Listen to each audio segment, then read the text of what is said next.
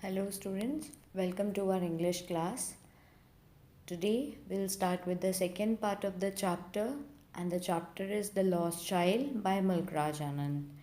This is the first chapter of your book Moment, and as you all know that we have already discussed about the writer and few paragraphs of this chapter in my previous video. Now we in this video we'll move on further, but just we'll take a small revision of my previous video.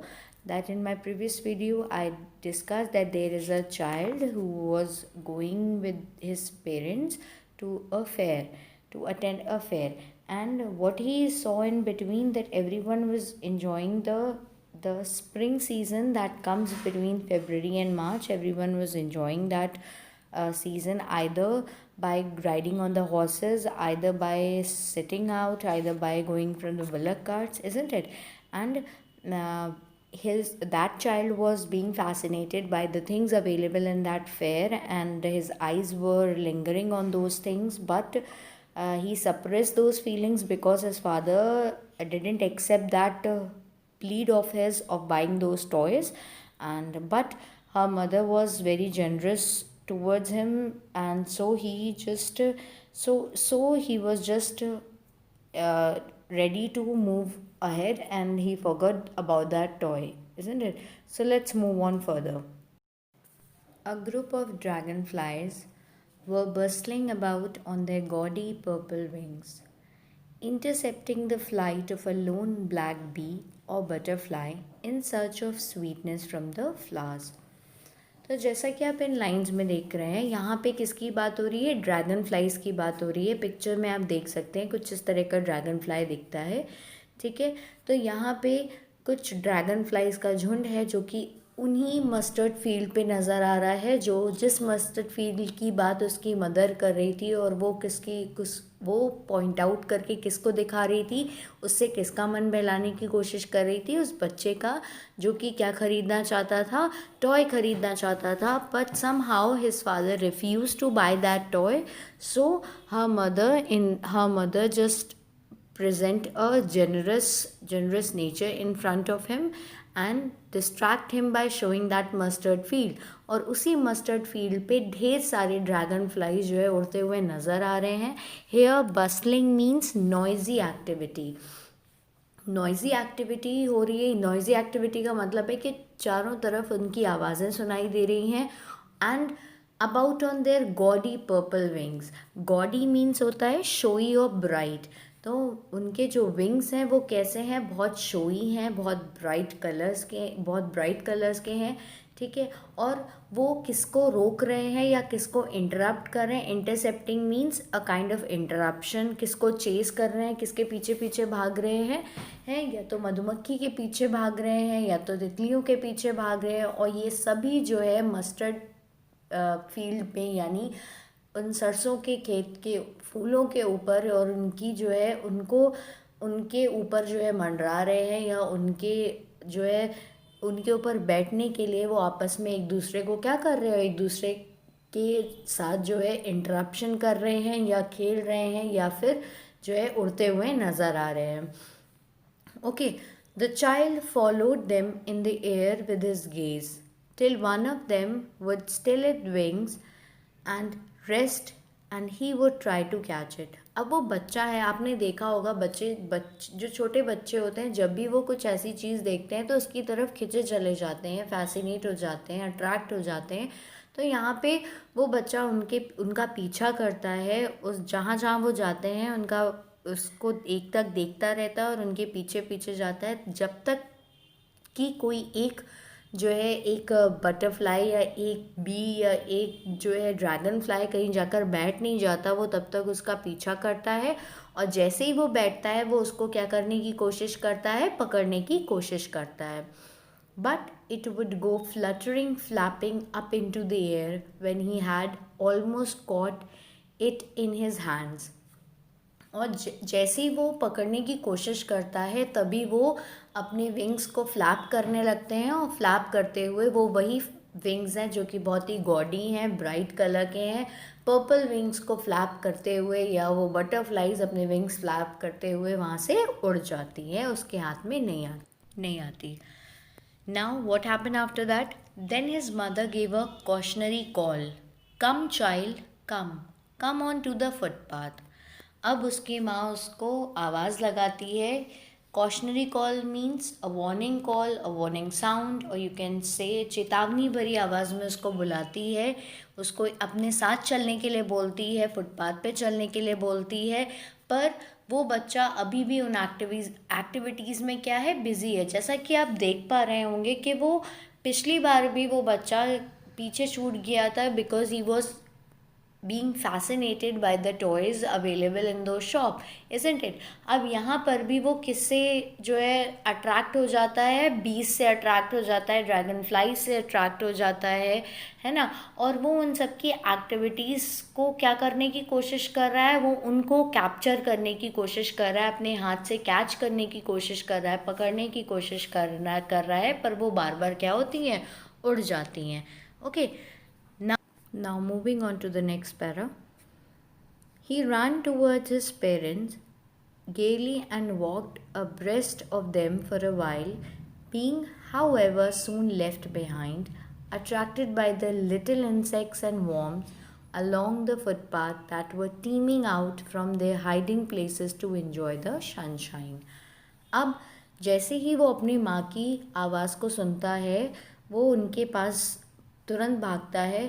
और he still, as I already told you that the meaning of gaily is happy, isn't it? वो जो है उसी जो है excitement के साथ वो आगे बढ़ता है. And there is one word, abreast means side by side and facing the same way. वो अपने माँ बाप के साथ साथ चलता जाता है कुछ देर के लिए, पर वो कहीं ना कहीं बार बार जो है पीछे छूटता जा रहा है. क्यों? क्योंकि वो किससे अट्रैक्टेड है, वो उन जो है छोटे छोटे कीड़ों से अट्रैक्टेड है, उन छोटे छोटे इंसेक्ट से अट्रैक्टेड है, बटरफ्लाई से अट्रैक्टेड है, या फिर कह लीजिए ड्रैगन फ्लाई से अट्रैक्टेड है. पर यहाँ पे वो किससे अट्रैक्ट हो जाता है, उन वॉर्म से और इंसेक्ट से अट्रैक्ट हो जाता है, जो कि अब धूप लेने के लिए ज़मीन के बाहर निकल रहे हैं. Teeming out means pouring out. वो अपने छुपे हुए बिल से क्या कर रहे हैं, बाहर निकल रहे हैं, और वो उन छोटे कीड़े मकोड़ों को देखने के लिए क्या हो जाता है, रुक जाता है और पीछे छूट जाता है. Okay, next what happened? Come, child, come. His parents called from the shade of a grove where they had seated themselves on the edge of a well.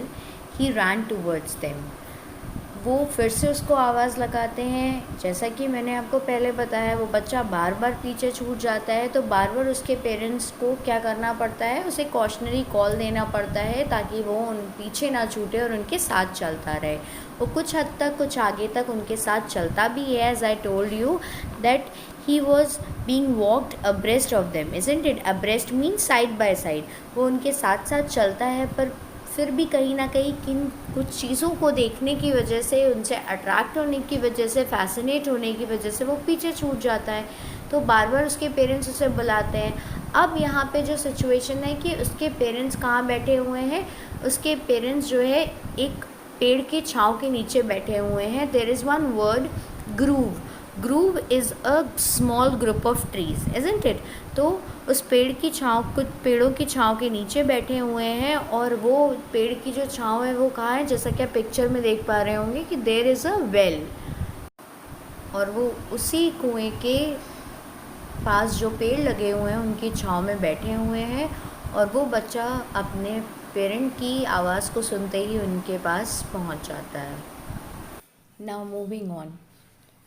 A shower of young flowers fell upon the child as he entered the grove, and forgetting his parents, he began to gather the raining petal in his hands.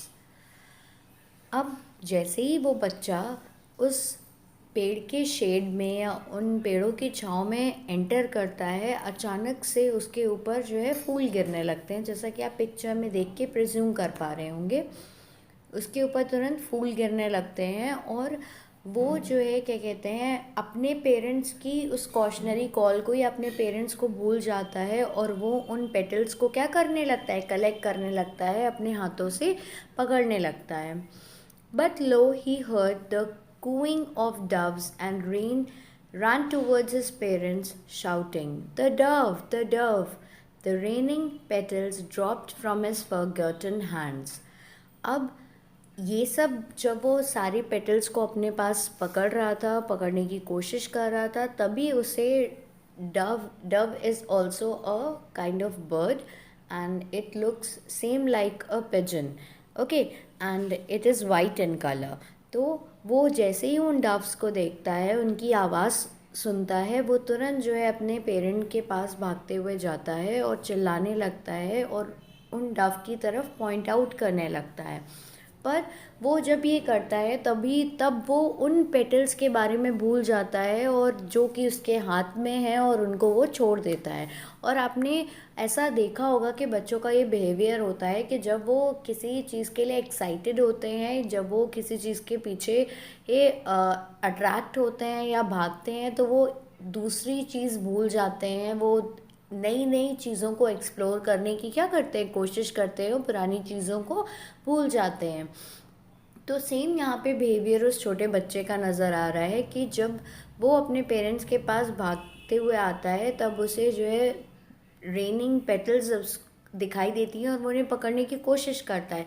पर वहीं जब उसे उन Dove की आवाज़ सुनाई देती है, उनकी कूइंग साउंड सुनाई देती है, तो वो उन पेटल्स के बारे में भूल जाता है जो उसने हाथ में पकड़ी हुई हैं, उन्हें छोड़ देता है और अपने पेरेंट्स के पास भागते हुए जाता है और डव के बारे में बताने लगता है. Now moving on. Come, child, come. They called to the child who had now gone running in wild capers round the banyan tree, and gathering him up, they took the narrow, winding path which led to the fair through the mustard fields. अब फिर से वो बच्चे को बुलाते हैं, जो कि पीछे छूट जाता है, अट्रैक्ट हो जाता है चीज़ों से, और वो फिर बच्चे को आवाज़ लगाते हैं.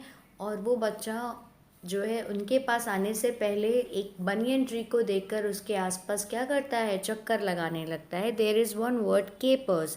Keepers is a playful skipping movement, isn't it? And everyone is familiar with the banyan tree. तो आप जैसे यहाँ पे एक पिक्चर में देख पा रहे होंगे कि बच्चे पेड़ के आसपास चक्कर लगा रहे हैं. The same way that child is doing, वो उस बनियन ट्री के चारों तरफ गोल गोल चक्कर लगाता रहता है. और and gathering him up, they took the narrow winding path. और जब वो अपने पेरेंट के पास पहुंचता है तो वो उसे पकड़ते हैं और उसको जो है एक फुटपाथ की तरफ ले जाते हैं, जो कि रास्ता कहाँ की तरफ बढ़ रहा है, फेयर की तरफ बढ़ रहा है, क्योंकि they all are going to the fair. तो वो जो है उस फुटपाथ को पकड़ते हुए जो है फेयर की तरफ आगे बढ़ जाते हैं. Okay, now rest of the paragraph will continue in our next part. Hope you all understood this much very well.